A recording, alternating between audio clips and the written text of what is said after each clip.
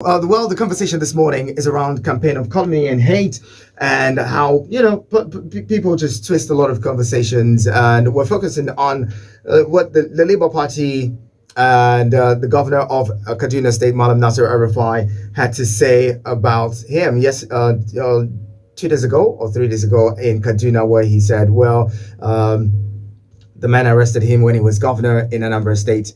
Now he is Kaduna State governor, has the police, has everybody, the army, the military, the police, and all. If he wanted to arrest anybody, he could have arrested them." And that brought a lot of, animosity or controversy around the presidential candidates of the Labour Party. He's come out to debunk that. One of the chief spokesperson for the campaign, Dr. Tanko, yesterday put out a statement to say all of that was false. I played that to you earlier. Joining us now is Comrade Ibrahim. Comrade Ibrahim Ismail Umar, who is a member of the Obidati presidential media team. We're going to be talking about also, don't forget, today happens to be the second anniversary or commemoration of or memorial, as they call it, the second memorial of the October 2020. 20. I don't know if you get that. Well, that's what it is. And young people across the country are commemorating that day. What happened 2 years ago, and at the Lucky Toll Gate. Government has come out to say nothing of sort happened. Nobody was killed. But the young people of this country seem to disagree. A lot of them seem to disagree. Well, we'll be talking with Comrade Ibrahim Ismail Umar. Comrade, thank you so much for joining us. Thank you for having me here. Yes, so let's talk about that. We saw your party yesterday try to debunk the statements by the Kaduna State Governor, the chief spokesperson of your campaign, Dr. Jennifer Tanko, was saying that he was chairman of IPAC at the time, and he can testify to the fact that no such thing happened, based on what the governor has said, the Kaduna State governor has said, that he wasn't arrested by the Anambra State government at the time. He was, whatever happened, he was detained by the PDP government at the center through using the DSS. Now let's talk about how the campaigns have officially kicked off, and people are beginning to spew and twist and disinform people with certain statements. We saw a similar situation with the presidential candidates of the People's Democratic Party, similar situation with the presidential candidates of the APC. Now your presidential candidate is also in that light. What do you make of what people are doing, what political parties and their supporters are doing with statements credited to presidential candidates? Yes, my honest assertion, I want to talk first as a northerner. And the most sincere position I'll take is mistrust and friction between the north and south of the country, particularly the southeast, has persisted since the Civil War ended almost 60 years ago. And the differences and tensions did not help either the north, the south, or the country in any way. And putting all politics behind and the future of the country in front, the next election has presented a God-given, unique and epic opportunities for us, not only to squarely address the issue, but to firmly bury it once and for all, for the sake of national unity, by towing the path of consensus, not the path of political conquest or winner takes all. And I'll bet you, with everything I own as human, that my principal, His Excellency Mr. Peter Obi, is the best among them all. Everybody knows that. There's nothing they will say against him. The only thing they said is, if there is at all anything they attacked him with, is his identity. And I don't see any reason that you attack someone on the basis of his identity. This is the accidental coincidence of someone's birth he doesn't have control over. And I used to say this in times without number. There's nothing wrong with our identity. As a Hausaman, I know the northern part of Nigeria has produced head of state for 46 years out of the 62 years of the country's independence. And it doesn't help an average northerner in any way. So if the protector become the oppressor, then like our hope for good governance will definitely be limited. I don't see any reason that our leaders will be playing with our emotions and weaponizing our identities to achieve their goals. I'm a young person. I'm a young person. I'm not even yet a man. I'm in my 20s. Take me, for example, His Excellency Peter Obi was from the southeast. He's from the southeast. I am from the north central, from Plateau State, and he entrusted me with this responsibility. This shows you the kind of person, the kind of leadership, as he said, purposeful leadership, which drive its strength from youth. So if you look at the presidential campaign council, you see a person like me, a person like Isaac Balami in his 30s, indicator among the presidential spokesperson, um, youth, Jamilu Sufi from Sokoto State, youth, a lot of youth in the list. This is the kind of person we need at this stage in time. This is Interesting, because a lot of people accuse your party and your supporters, the supporters of your presidential candidate, of attacking them. They accuse you of being very hostile, especially on social media. They say, look, the obedience, as they call them, are very hostile. They don't allow other people's opinion. They're not accommodating of dissenting opinions and views, politically. How do you respond to such an accusation? it's not hostile. Like in Hausa they say America sannan a hana ka kuka.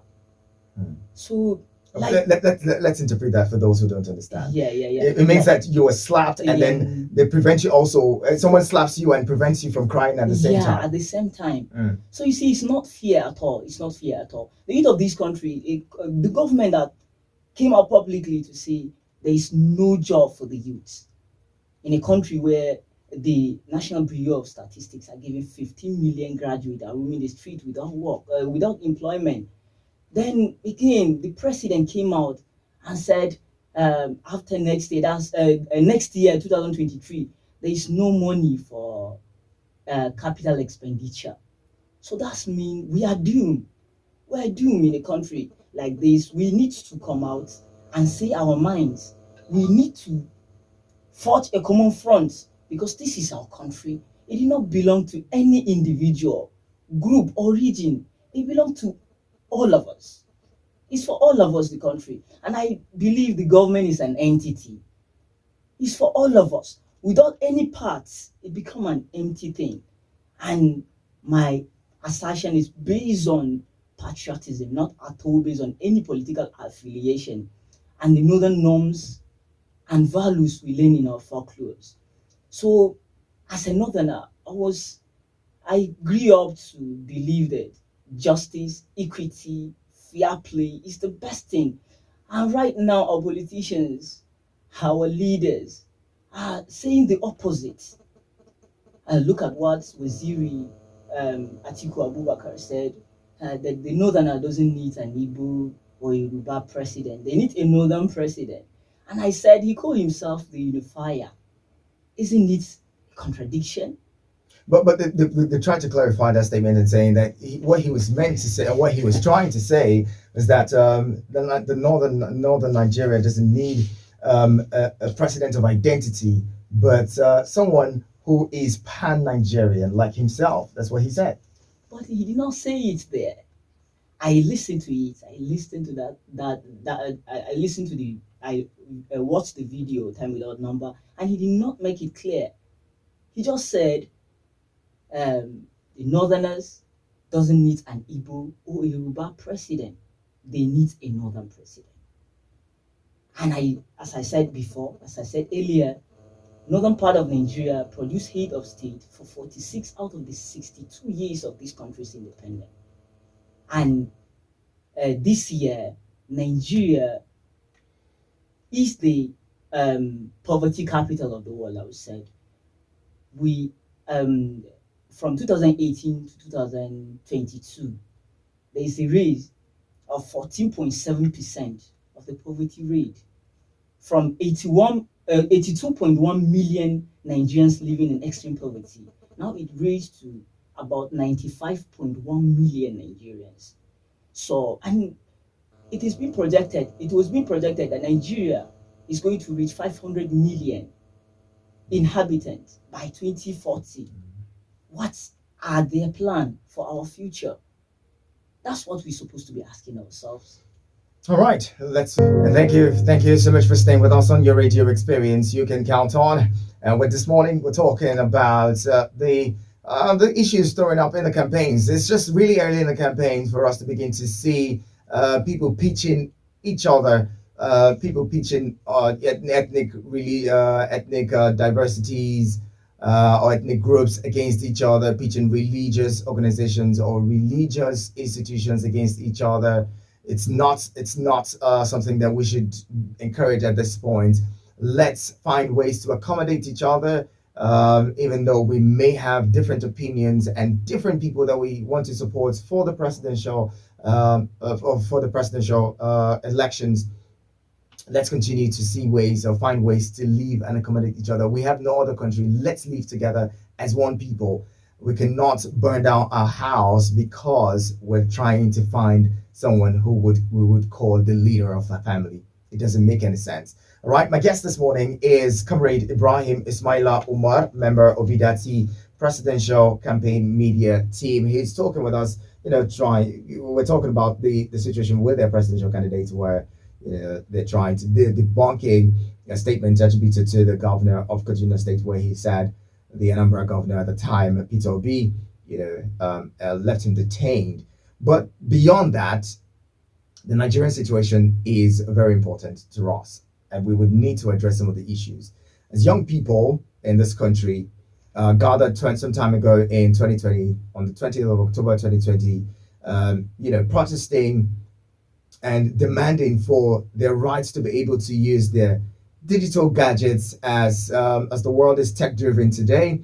They were demanding to see the freedom of carrying about their digital gadgets and not being harassed by police and trying to avoid police brutality.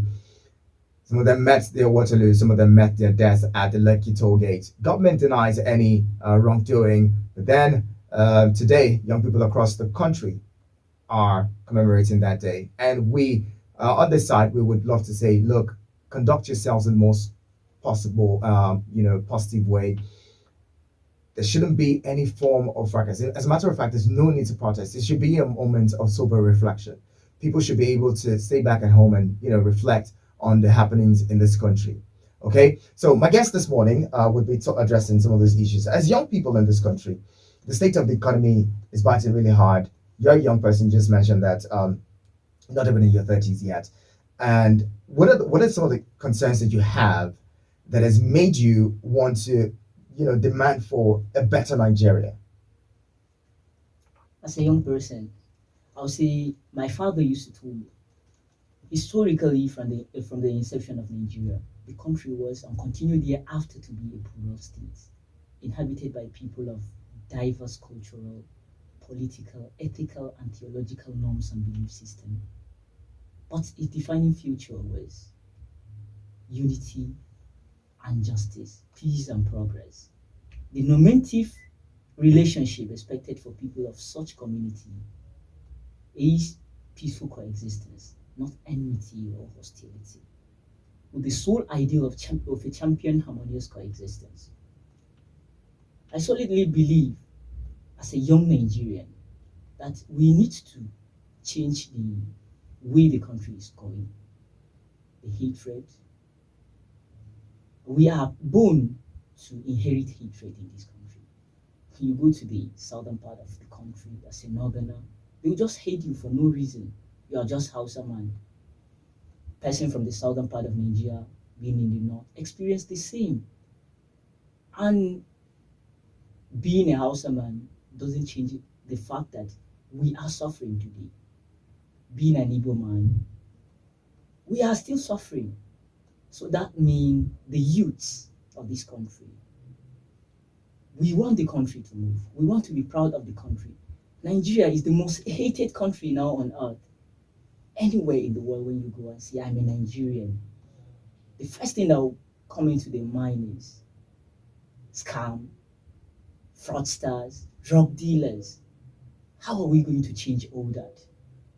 So we need to move together. We need to carry everybody alone.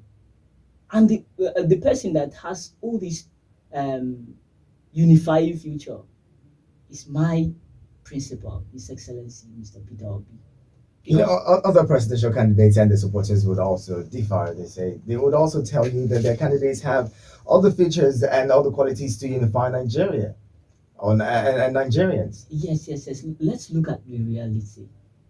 When he talk with his people, he said, "Don't vote for me because I am from Southeast. Don't vote for me because I am an Igbo man. Vote for me based on my credibility and ability to deliver." So that's what I expect from someone. A leader paved the way for others, and he did not fear the consequences of what he said. And those that are using our emotions, what the people expect them to say, they say it because they know when they weaponize our identity, that identity, when they weaponize it, it will be translated to vote. They are not leaders.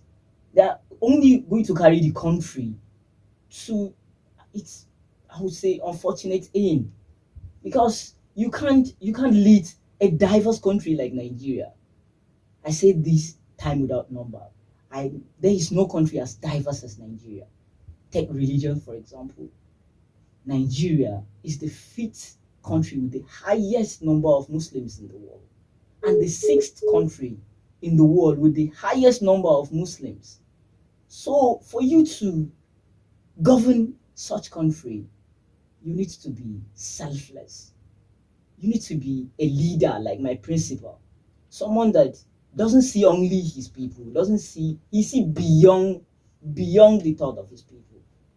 He see the country, and he's sacrificing every bit to make sure he actualizes that. All right, we hear you. Call 09073530044 and 09087668888 to be a part of the conversation this morning. Hello, good morning. Hello, good morning. Good morning. Thank you for joining us. What's your name? Thank you so much. My name is Yusuf, and I'm calling you from Abuja. Yusuf, is it your first time joining us?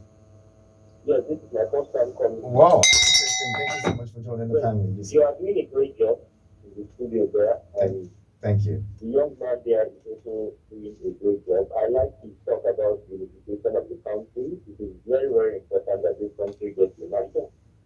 It is for the betterment of all of us.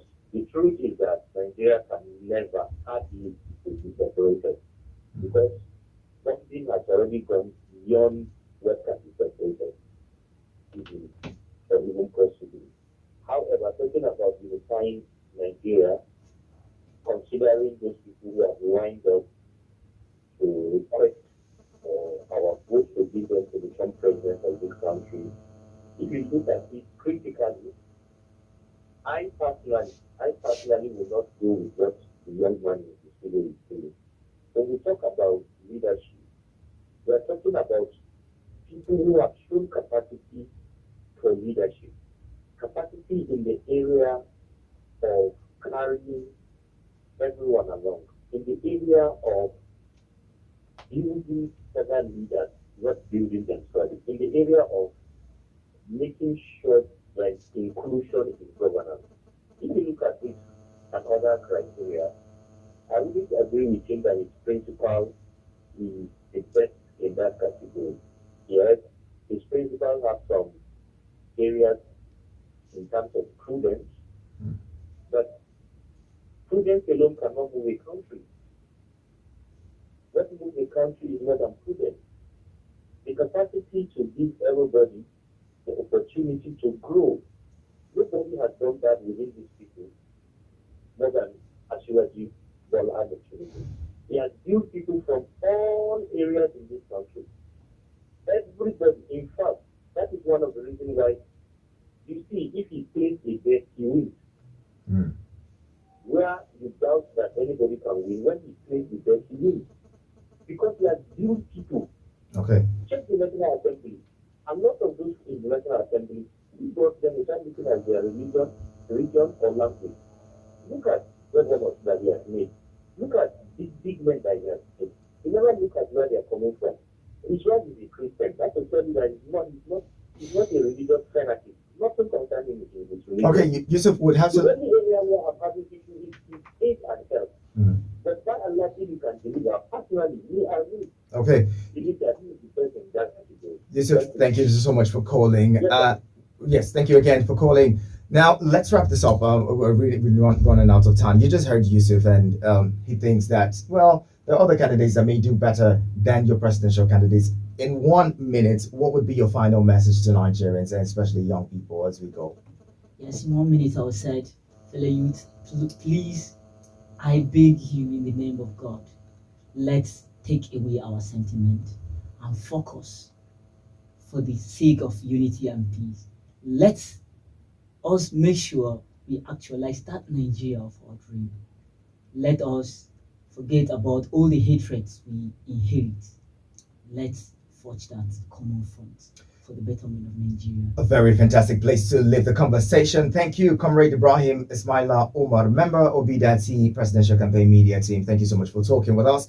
And well, to all of you who are trying to get into the conversation now, I'm really sorry our clock is in the ceiling. We'll have to go. Thank you to everyone who's been a part of it. Thanks sending the messages and talking with us this morning. Thank you, Sunday the Prince, Saminu, Prince Ogo, Abdullahi Mekano Yusuf, who we had time to take on this morning. The conversation makes a return tomorrow at the top of the hour 9. We hope to have, a bit of an interesting conversation tomorrow with some of our regulars on the show. Stay with us. My name is Ihya Nacho Prince. Business News is up next. Keep it with us on your radio experience. You can count on.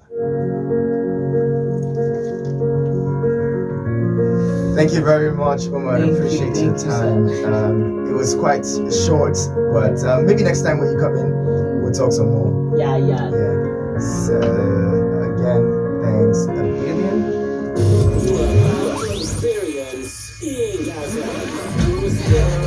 Can I get like the record?